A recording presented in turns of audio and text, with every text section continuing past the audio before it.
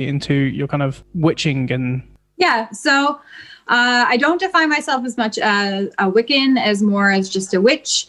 I would say that I'm a solitary witch, and I practice in green witchcraft. So green witchcraft is working with herbs and plants.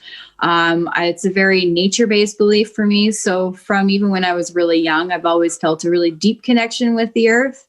I just find it's a very magical place to be, and I always feel very at home and calm and rejuvenated there. I didn't pursue it at all when I was younger, because I grew up in a very religious home, and that was just like not something that was ever talked about or done. That was a big no-no. And then when I moved out, I didn't really have any like spiritual practices or anything like that. And I just was doing my own thing and having fun as a young punk in my 20s. Nice. And then I got pregnant, of course, and then everything changed when I got pregnant. And I started looking into tarot was where I started. And then from tarot, I started looking into herbalism. And from herbalism, I started looking into witchcraft. And it's less like magic, like Harry Potter. That's not what it is. It's more about just cultivating and creating positive intentions. And then the tarot I used as like a journal prompt to reflect on things in my life, how it might impact, like how the card might impact my year, or numerology comes in there too.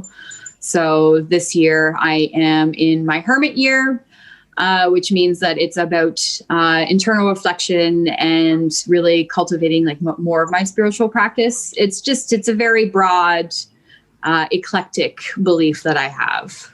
That's cool. It's a world that I don't really know anything about. There's so much, and like people think that there's like Wicca, and then there's Wicca, which is just like a lot of people's introduction to witchcraft is usually Wicca, because it's structured like regular Christian belief systems. It's very structured, and they have rituals and stuff like that. And then from there, it can go into, there's so many other things. There's green witchcraft, there's traditional witchcraft.